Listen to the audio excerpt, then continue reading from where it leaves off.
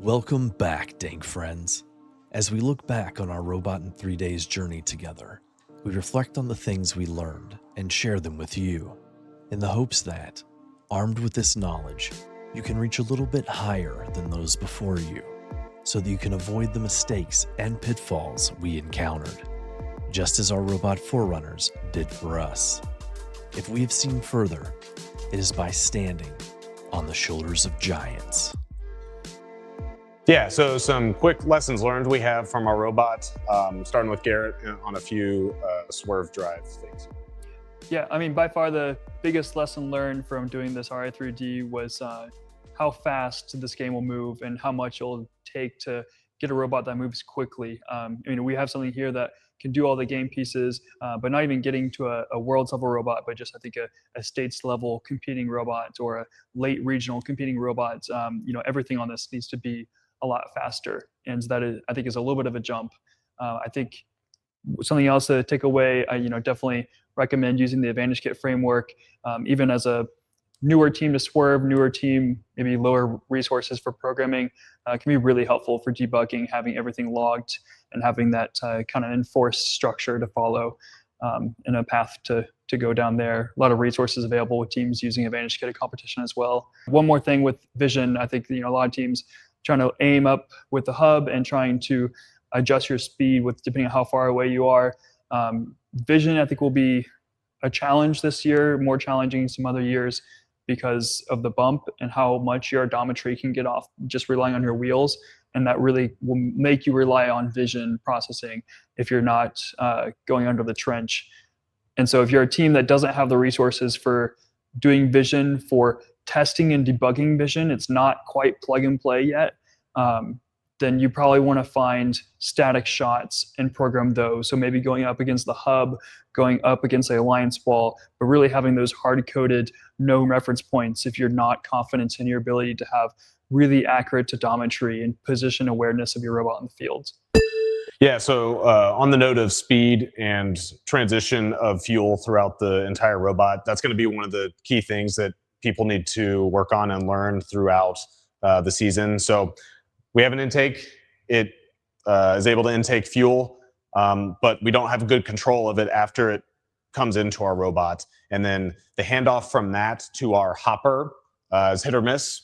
So that's a very important part to work on. And then from our hopper to our indexer and shooter, we don't have a great way to funnel. Definitely want teams to consider some type of active or spending more time on shaping and moving your passive funnel to correctly index to your indexer and therefore feed into your shooter a little faster. Without an active intake, you won't have as fast of a run through of fuel, but it gives you a good passive, gives you a good start and something you can test with. Something else on the note of speed and a takeaway from doing this robot design is the accuracy of your shooter. It really gets bogged down if you're trying to pump a lot of fuel through your shooter. You're taking away energy from your flywheels and from the shooter wheels. A good way to combat that, and something that this robot doesn't do the greatest, is by pumping the balls faster into your feeders. So that's going back to speed and going back to having something active in your hopper, not even just like the single wheel that we have here, but if you had actual more vector intake or a more active hopper system or more of a feeder system, you can start to build up that speed before the ball enters the flywheels, and you don't take away the energy from the flywheels. Your flywheels can stay at their target RPM more reliably, more consistent, and you will get a lot better shots. And that's something that we've seen, in this review video of the inaccuracy of some of our shots. Yeah, and on that note, one of the important things is consistent feeding goes a long way to consistent shots. Right now, we'll fire a few in a row or then have a gap. Basically, that doesn't allow our shooter to have a consistent speed as it's trying to either gain or maintain a constant speed for a shot. Yeah, so what are some next steps for teams to work on? Obviously, we didn't get to an L1 climber. We think that's very important for this game to be effective. But realistically, one of the key things you need to do is make sure you're designing your systems together. We designed our intake, our shooter, our indexer kind of in a series, if you will. And definitely would recommend doing those in parallel because packaging is very important, making sure you have room for your climber, making sure you have room for your indexer and hopper or feeding mechanism, and being able to tie that all together is very important. So try and have some space reserved for each of those subsystems or whatever subsystems you go with. And leave room for your battery. Yeah, leave room for your battery so you can get to it. I think one take. No, you're good.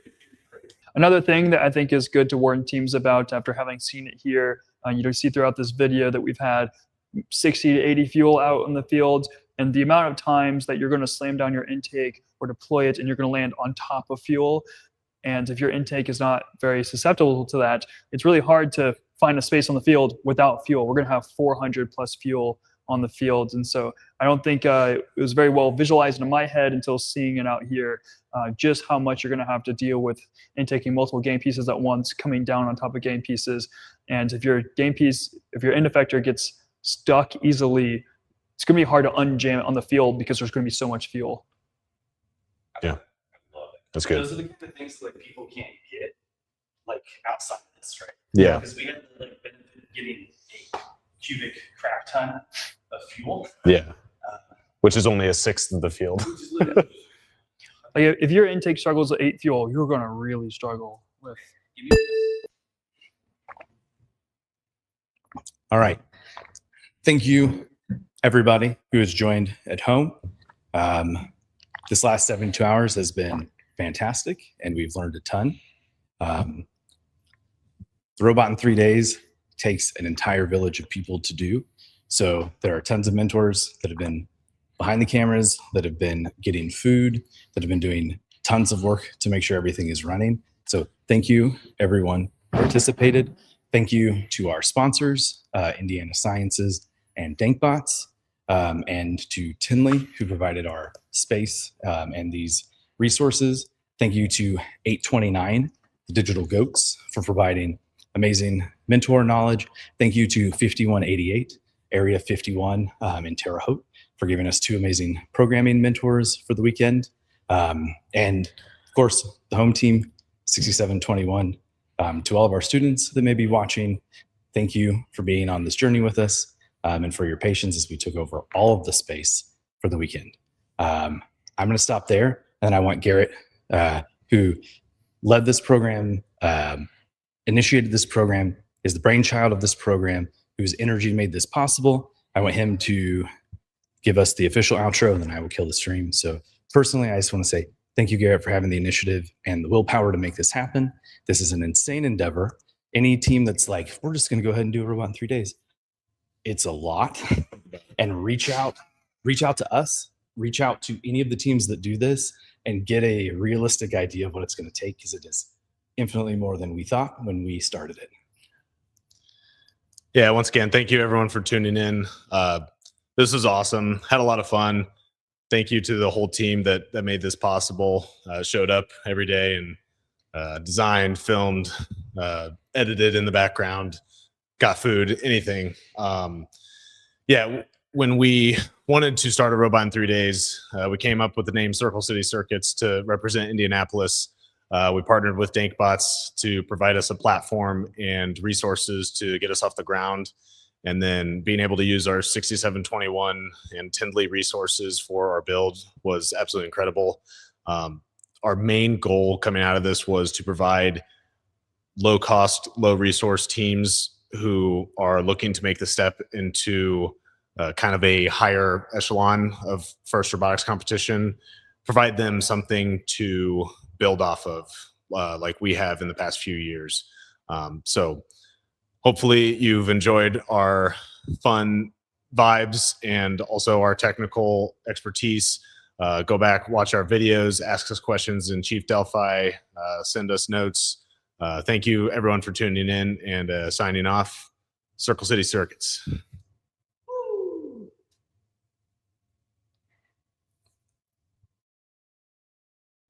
Be sure to follow us at DankBots everywhere you consume high-quality robot content. And as always, stay dank, friends.